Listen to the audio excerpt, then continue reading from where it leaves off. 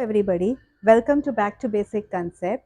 अपन इस वीडियो में foundation mathematics class 6 ICSE 9th exercise 9 unitary method का सॉल्व करेंगे। इसके पहले हम कुछ चीज़ों को समझना बहुत ज़रूरी है। चलो हम एक एग्जाम्पल के जरिए समझते हैं। अभी इसमें क्या है, cost of 17 pencil is ₹119। Find the cost of find the cost of 23 pencils. देखो वापस समझो, cost of 17 pencil is given as ₹119। Find the cost of 23 pencils. क्या दिया है हमें? 17 पेंसिल्स का कॉस्ट दिया है जो कि दिया है 119। हमें फाइंड आउट करना है कॉस्ट ऑफ 23 पेंसिल्स। वो करने के लिए हमें पहले कॉस्ट ऑफ 1 पेंसिल का फाइंड आउट करना बहुत जरूरी है। तो वो क्या है, पहले हम लिखेंगे क्या दिया है। Cost of 17 pencils is ₹119। ठीक है, अब हमें फाइंड आउट करना है कॉस्ट ऑफ 1 पेंसिल। तो कॉस्ट ऑफ 1 पेंसिल क्या हो जाएगा? You will, that means you are first finding the cost of unit pencil। ठीक है, that means 1 pencil। to find out the less pencil, मतलब लेस पेंसिल होगा तो लेस कॉस्ट होगा। ठीक है, तो इसलिए हम क्या करेंगे, देखो पहले हमें ये पता है लेस पेंसिल लेस कॉस्ट, ये तो पता है हमें। ठीक है, less pencil less cost, less number of pencil will be less cost.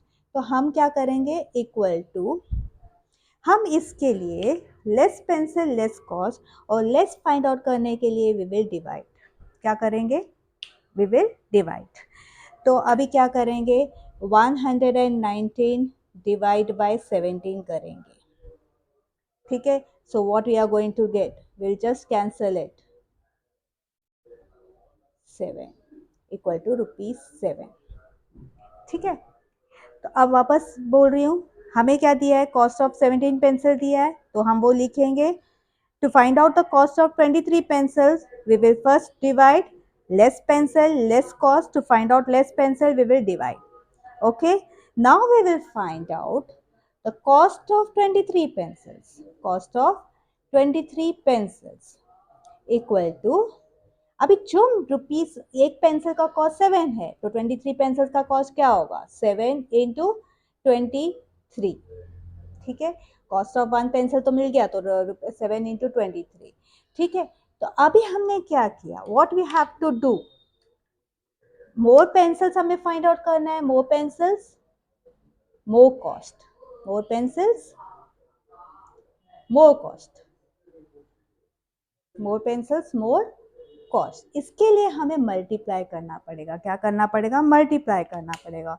तो 7 into 23, what are we going to get, equal to ₹161।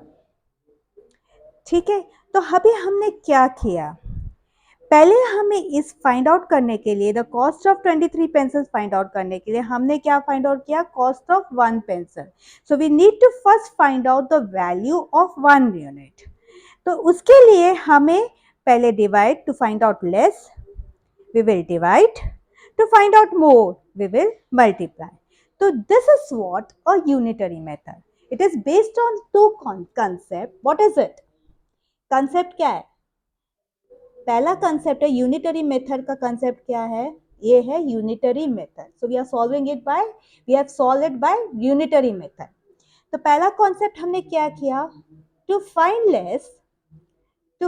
less, we will divide. जैसे कि हमने इसमें किया, एक यूनिट फाइंड आउट करने के लिए we divide. To find out more we multiply, और वी विल मल्टीप्लाई। तो हमने क्या फर्स्ट किया है, to find out the value of given. So what is unitary method, to find out the value of given unit we will first find out the value of a unit price, और value of 1 unit. ठीक है, तो ये है, this is what a unitary method is.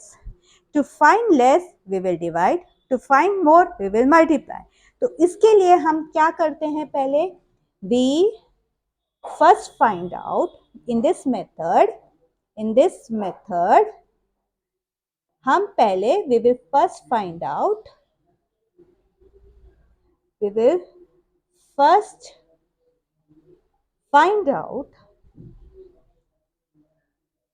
the price, the value of 1 unit, to find out the value of given number of units.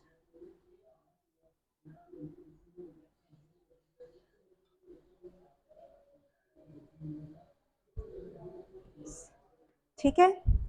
अब दूसरा भी method यही सेम सम सॉल्व करते हैं by the another method which is called as proportion method.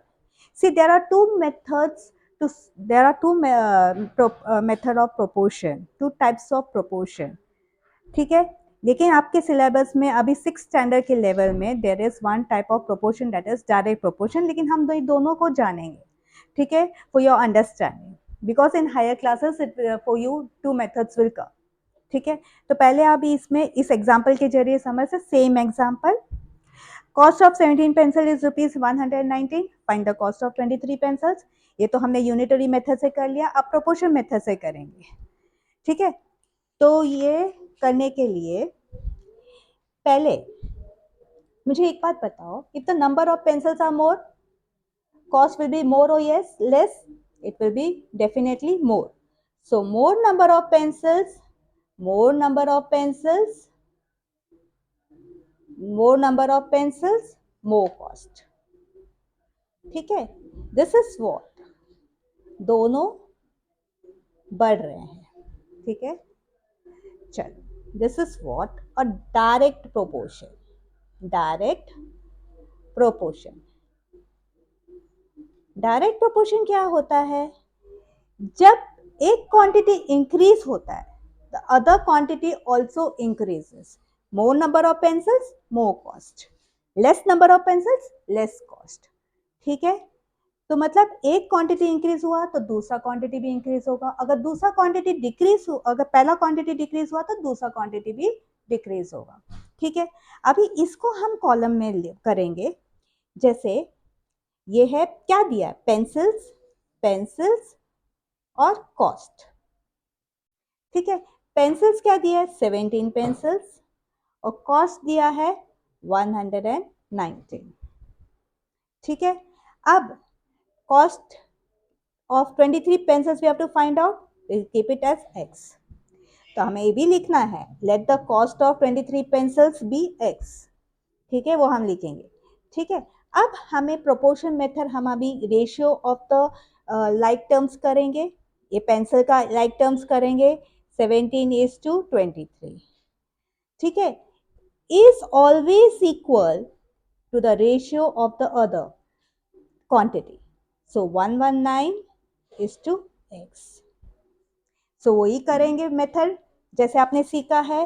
Product of extreme is equal to, जब proportion हो तो क्या होगा? Product of extreme is equal to product of means. Ratio of like terms are always equal. तो product of extreme क्या हो जाएगा? 17 into x equal to 23 into 119. तो x की वैल्यू क्या मिल जाएगी? 23 into 119 अपॉन 17. तो ये आ जाएगा 7, तो equal to ₹161. The same answer, since it's the same question, the same answer will, but we have solved it by different method. One is unitary method and other is direct proportion. Now direct proportion में हमने क्या सीखा? इसमें हमने direct proportion में क्या सीखा? Direct proportion में क्या सीखा? जब एक क्वांटिटी इंक्रीज हुआ, with increase in one quantity, the other quantity also increases. For example, what? You can take the example of number of pencils, which we have learned just now, number of pencils. cost. For example, speed, if the speed is more, distance will also be more. Yes or no? अगर तुम speed ज़्यादा करोगे तो distance covered will also be more. ठीक है, और जब men ज़्यादा हो तो क्या काम भी ज़्यादा होगा, work done by the men. So these are all indirectly proportional. ठीक है, और एक और बात, ये तो बोलना ही भूल गई हूँ, क्या? The ratio of like terms, इस तरह लाइक टर्म्स, ये है like terms are always equal. The ratio of like terms are always equal. ठीक है, तो इसमें आपने क्या सीखा? रेशियो ऑफ लाइक टर्म्स और like quantity are equal. Like terms are equal. ठीक है, अब जैसा कि मैंने बताया है, आपके सिलेबस में डायरेक्ट प्रोपोर्शन ही आएगा, डायरेक्ट प्रोपोर्शन ही आएगा. But for your sake you should know the other method also, because in 7th standard you will be know you have to do this method by this method. That is what? Indirect proportion or inverse variation. What is it? For example, अभी एक example है speed और time. एक बात मुझे बताओ, जब आप राइटिंग की स्पीड ज़्यादा करोगे, if the speed is more, suppose if the speed is more, ठीक है, if the speed is more, what happens? The time taken by you or to complete the work will be less or more? Of course, it will be less. ठीक है, तो जब एक increase होगा और दूसरा डिक्रीज होगा, when one quantity increases, the other quantity decreases, then we call it as inverse variation. For example, एक तो स्पीड टाइम हो गया, एक हो गया men. अगर men ज्यादा हो, अगर men ज्यादा हो तो डेज और टाइम, डेज कम लगेंगे कि ज्यादा लगेंगे to complete that the work, same work? Of course it will be less. तो men ज्यादा हो तो डेज भी कम लगेंगे, और वाइस वर्सा, अगर men कम हो तो डेज ज्यादा लगेंगे to complete the same work. ठीक है, अच्छा एक और एग्जांपल ले लेते हैं. अगर चिल्ड्रन ज्यादा है तो sweets, the same number of sweets ज्यादा होंगे कि कम होंगे? मतलब स्वीट्स अगर वो इतने हो, अगर चिल्ड्रन ज्यादा हो तो स्वीट्स कम मिलेंगे, या चिल्ड्रन कम हो तो स्वीट्स ज्यादा लगेंगे. So with decrease in one, there is a decrease in one quantity led to the increase in other quantity, then it is inverse variation. बस इतना ही समझना है, अभी इस लेवल पे आपको इतना ही समझना है. So you should know that less का मतलब दोनों में डिफरेंस क्या है, बस उतना ही, वो आपको ध्यान में रखना बहुत जरूरी है. Direct proportion, unitary method and indirect proportion. Now we will solve ICSE Foundation Mathematics Class 6 9th A exercise का 7th sum तक करेंगे. 1 to 7 sums इस वीडियो में करेंगे. Let's do it. The cost of 11 pen is rupees 132. Find the cost of 1 pen. The cost of 16 pens. ठीक है, ये तो हमें यूनिटरी मेथड से करना है. ठीक है, क्योंकि हमें cost of 1 pen, we have to find out the cost of unit price 1 pen. तो चलो करते हैं. पहले क्या दिया है देखो, अभी स्टेटमेंट हमें कैसे लिखना है, हमें ये जो हमें फाइंड आउट करना है उसके जरिए हमें ये स्टेटमेंट बनाना है. तो इधर लिखा है द कॉस्ट ऑफ 1 पेन, तो हम लिखेंगे द कॉस्ट ऑफ 11 पेन्स. तो कॉस्ट ऑफ 11 पेन्स क्या दिया है, इक्वल टू रुपीज 132. ठीक है, तो कॉस्ट ऑफ 1 पेन, अभी हमें ज्यादा से कम फाइंड आउट करना है, लेस पेन लेस कॉस्ट, तो वी विल डिवाइड. ठीक है, तो we will divide 132 divide by 11. तो we will write in this way 132 upon 11. तो क्या आएगा? Equal to 112 equal to ₹12. ठीक है, ये हो गया cost of 1 pen. Now we have to find out the cost of 16 pens. तो कॉस्ट ऑफ 16 पेन्स अभी हमें मोर फाइंड आउट करना है. To find out more we will multiply what, एक पेन का कॉस्ट पता चल गया तो 16 पेन्स का कॉस्ट हमें अपने आप पता चलेगा. कैसे? We will multiply. To find out more we will multiply. ठीक है, तो 12 into 16 equal to, we will multiply and see what answer we are going to get. 12 16s are 12 6 is 72, 12 1 is 12, so 192. So rupees 192. This is the answer. Here rupees, don't forget to write the unit. ठीक है, now see the second sum. Second sum is 4 tins contain 210 liters of oil. How much oil is contained in 1 tin and 17 tins? Same by unitary method you can solve, because you have to first find out the how much quantity, how much oil is contained in 1 liter. तो कैसे कुछ first statement बनाए, कैसे बनाया है, इसमें क्या लिखा है, पहले क्या पूछा गया, how much oil is content in 1 tin. तो हम फर्स्ट स्टेटमेंट कैसे बनाएंगे, ऑयल कंटेंट इन 14 टिन्स. ठीक है, ये बहुत इंपॉर्टेंट है, अगर आ गया तो you will get the full marks. ठीक है, तो अभी कैसे करेंगे, oil content in 1 tin equal to content in 14 tins. इसे ये करना है ना, तो 14 टिन्स जो दिया है पहले वो लिखोगे ना, इक्वल टू 210 लीटर्स. ठीक है, अब हमें फाइंड आउट करना है less tin less oil.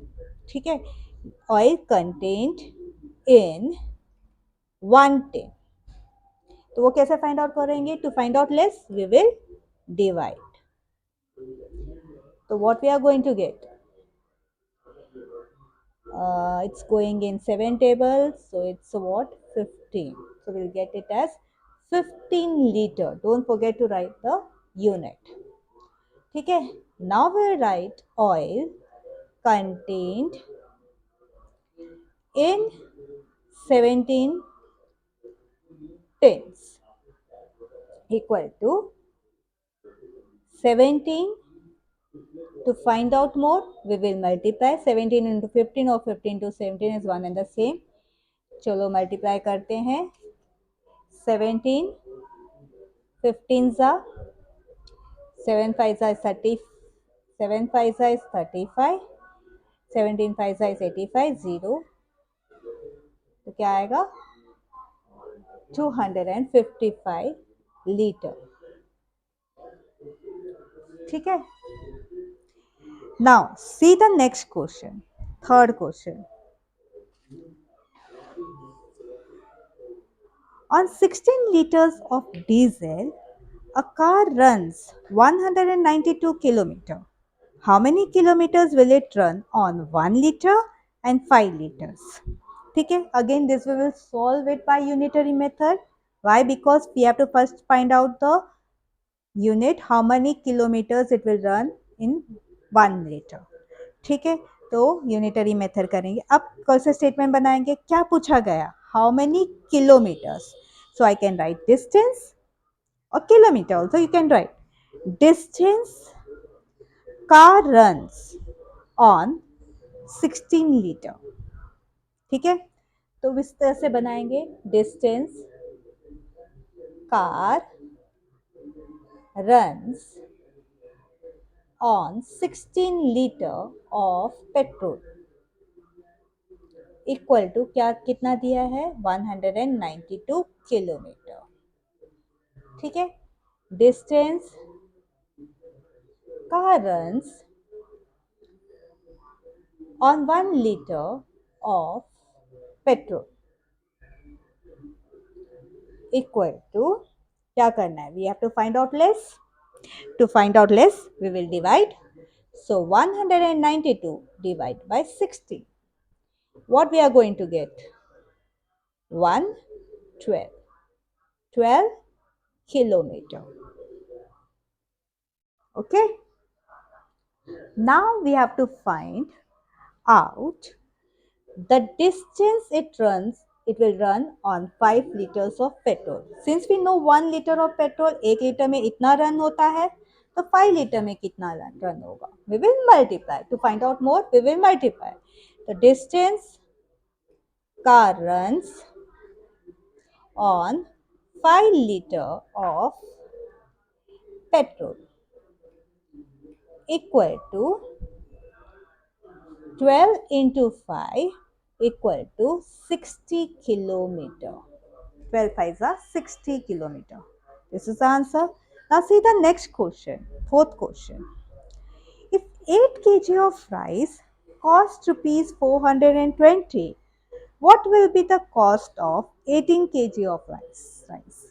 Now this you can find it by both the method. Either you can use unitary method, that means you will first find out the unit thing, unit value, and then we will find out the mole, the given quantity. Or you can do it by proportion method, that is direct proportion, since direct proportion is there in your portion syllabus. Let's do it with the proportion method. ठीक है, पहले जो दिया है वो लिखोगे. क्या दिया है? स्टेटमेंट लिखना बहुत जरूरी है. As steps contains marks, each and every steps contain marks. ठीक है, लेट्स डू इट. पहले क्या दिया है? If 8 kg of rice cost rupees 420, what will be the cost of? मैंने क्या बताया? स्टेटमेंट कैसे बताओगे? क्या पूछा गया है उसके हिसाब से आप स्टेटमेंट बनाओगे. Cost of 18 kg of rice, तो हम क्या लिखेंगे? Cost of 8 kg of rice. ये हम सॉल्व कर रहे हैं डायरेक्ट प्रोपोर्शन मेथड, ओ बाय प्रोपोर्शन मेथड. ठीक है, तो इसमें क्या है? Cost of 8 kg of rice. पूरा स्टेप बाय स्टेप लिखना है. क्या है? ₹420. ठीक है, so cost of, late the cost of, पहले लिखेंगे लेट द कॉस्ट ऑफ, जो पूछा गया है वो लिखोगे x इक्वल टू x. ठीक है, अब मुझे बताओ, मोर kg और more quantity of rice, more cost और more quantity of rice less cost. ये तो आपको पता है कि मोर क्वांटिटी ऑफ राइस होगा तो मोर कॉस्ट होगा. तो क्या आएगा? मोर राइस, सीधा लिखो मोर राइस मोर कॉस्ट. तो ये क्या है? डायरेक्ट प्रोपोर्शन है. डायरेक्ट प्रोपोर्शन, ये सब लिखना बहुत जरूरी है. ठीक है, since you know it's direct proportion, so the ratio of like terms are equal. ठीक है, तो अभी पहले वो राइट टर्म्स कैसे फाइंड आउट करेंगे वे पहले क्लिक करोगे. इसके लिए आप कॉलम बनाओगे. किसका कॉलम बनाएंगे? एक तो केजी का और एक तो मनी का. ठीक है, तो चलो बनाते हैं केजी ऑफ राइस और एक कॉस्ट. ठीक है, केजी कितना है? 8 kg ऑफ राइस, कॉस्ट ₹420 और 18 kg ऑफ राइस हमने क्या किया? x किया. तो प्रोपोर्शन क्या बैठा? रेशियो ऑफ लाइक टर्म्स, मतलब एक क्वांटिटी, एक क्वांटिटी का ratio is equal to the other quantity of ratio. ठीक है, तो हम इसको ऐसे लिखेंगे 8:18 इज एज, इसको प्रोपोर्शन में इज एज 420:x. अब रेशियो तो अभी क्या है? प्रोपोर्शन है. The product of extreme is equal to product of mean. ये करना नहीं, लेकिन आपके समझने के लिए कर रही हूँ. तो क्या लिखोगे? पहले स्टेप लिखोगे product of extreme is equal to product of mean. ठीक है, मीन्स. तो प्रोडक्ट ऑफ एक्सट्रीम क्या होगा? एंड्स क्या है? 8 इंटू एक्स. मिडल टर्म क्या है? 18 इंटू 420. तो ये x equal to 18 into 420 divide by 8. ठीक है, अब चलो लाइक टर्म्स निकालो. इसको मतलब कॉमन फैक्टर को निकालोगे तो ये आएगा 4, ये होगा 9, ये होगा 4 के टेबल में जाता है तो 105, तो 105 इंटू 9 करोगे तो 9 5 जा 45, 4 945, तो ₹945 आंसर। तो आंसर में लिखना जरूरी क्योंकि एक्स नहीं लिखोगे, आंसर लिखोगे cost of 18 kg of rice, 18 kg of rice equal to ₹945. Okay, now see the next sum, fifth sum. ठीक है, see, if the cost of 13 meter of cloth is ₹1,625, what will be the cost of 5 meter of the cloth? Same way, you can solve it by unitary method or by proportion method. I'm solving it by proportion method. Since you are going in higher classes, you should know it's this type of method. ठीक है,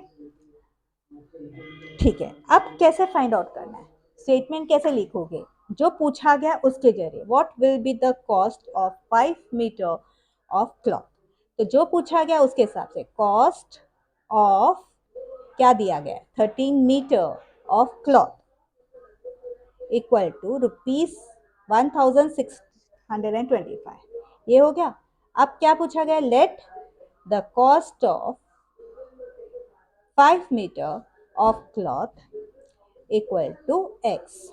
ठीक है, अब ये बताओ more cloth more cost, less cloth less cost, तो more cloth more cost, ये लिखना जरूरी है। since you should know that it's a direct proportion, both the arrow it's going upwards, ठीक है, with an increase in one quantity the other quantity also increases, that is what a direct proportion, ये लिखना बहुत जरूरी है। so that means the madam will feel कि हाँ तुम्हें कॉन्सेप्ट समझ में आया। अभी इसमें आपको क्या लिखना है, क्लॉथ लिखोगे और कॉस्ट लिखोगे। टू नो द प्रोपोर्शन किस तरह से करना है, क्लॉथ है 13 metre of cloth cost ₹1,625 and 5 metre of the cloth cost x. ठीक है, so proportion will be 13:5, ratio of like terms are equal is as is to x। ठीक है, so product of mean, same way you have to solve, product of mean extreme is equal to product of means। ठीक है, तो product of extreme क्या हो जाएगा 13:x equal to product of mean क्या हो जाएगा 5 into 160। देखो स्टेप्स इन्वॉल्व मार्क्स, तो एक एक स्टेप ध्यान से करो, don't solve it directly. 5 into 1625 upon 13। अभी 13 के टेबल में देखो कहाँ आता है, 1 13 जा 32, 2 26 जा 65, तो 125 5 जा 125 paisa is ₹625.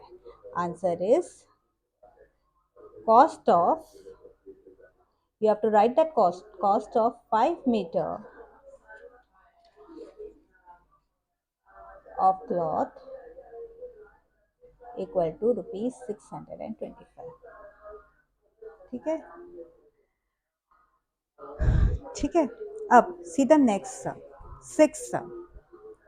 If 15 tins of same size contain 234 kg of oil, how much oil will be there in 10 such tins? ठीक है, अब हमें क्या करना है, by proportion method only you should solve it, you should know it since it's a new method for you to solve. Unitary method आपने शायद 5th standard में भी किया है। ठीक है, तो चलो अभी ये करोगे,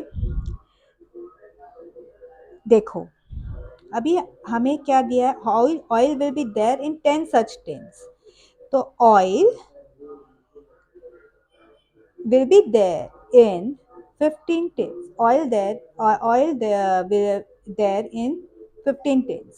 ठीक है, तो oil quantity of oil in 15 tins, quantity of oil in 15 tins कितना दिया है इक्वल टू 234 kg। ठीक है, अब नेक्स्ट आएगा quantity of oil, let the quantity of oil in 10 tins be x. अभी हमें क्या फाइंड आउट करना है, 10 टिन्स। तो एक बार बताओ, लेस टिन्स लेस ऑयल। ठीक है, तो ये क्या है, लेस टिन्स लेस ऑयल। ठीक है, so it's going down, both are going down, so it's a direct proportion। ठीक है, अब कॉलम बनाओ to know the like terms. तो वो कैसे कॉलम बनाओगे, किसका कॉलम बनाओगे, टिन और क्वांटिटी। टिन और ऑयल भी कर सकते हो, टिन ऑयल। ठीक है, टिन कितने हैं, 15 है और 234, और टिन क्या है, 10 है और इधर एक्स। तो रेशियो क्या बनेगा, ratio of like term, that means 10, 15:10 is as 234:x। ठीक है, अब so product of extreme is equal to product of means. Since we've got the ratio, so we have to find out the x, the value of x।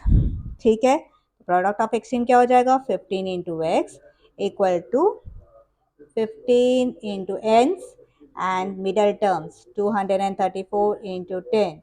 So x equal to 234 into 10 upon 15। चलो common factor को निकालो, ये 2 और ये 3, ये cat ए 7 और 21, 7 21 78। Answer will be 78 2s are 156। तो answer क्या लिखोगे, आंसर लिखना जरूरी है, quantity of oil in 10 tins equal to 156 kg। ठीक है, now see the next question, 7th question. See, now just see, have a look. If 6 meter of a uniform iron rod weight 21 kg, what will be the weight of 16 meter of the same rod? मैंने आपको क्या बताया है, जो question पूछा है उसके हिसाब से आपको स्टेटमेंट बनाना है। क्या बताया, वेट ऑफ। तो अभी हम क्या लिखेंगे, वेट ऑफ, जो दिया है फिर लिखोगे 6 metre of a iron rod, uniform iron rod, चलो ठीक है, it's of iron rod equal to क्या दिया है, 21 kg। अब क्या नहीं दिया वो लिखो, लेट, उसको एक्स मान दो, let the weight of 16 metre of rod be x. तो अब मुझे बताओ, मोर मीटर मोर रॉड, क्या फाइंड आउट है, मोर और मोर वेट, वो तो पता ही है, मोर है, तो क्या होगा, it is a direct proportion. तो डायरेक्ट प्रोपोर्शन। ठीक है, अब चलो लाइक टर्म्स देखने के लिए हमें कॉलम बनाना पड़ेगा, किसका किसका बनाना पड़ेगा, रॉड। ठीक है, और लेंथ ऑफ रॉड भी लिख सकते हो और वेट। चलो लेंथ लिख देते हैं, length important, length of rod. Length of rod क्या है, रॉड नहीं लिखेंगे, लेंथ लिखेंगे, तो मोर लेंथ, इधर भी लिख देंगे मोर लेंथ मोर वेट, मोर लेंथ मोर वेट।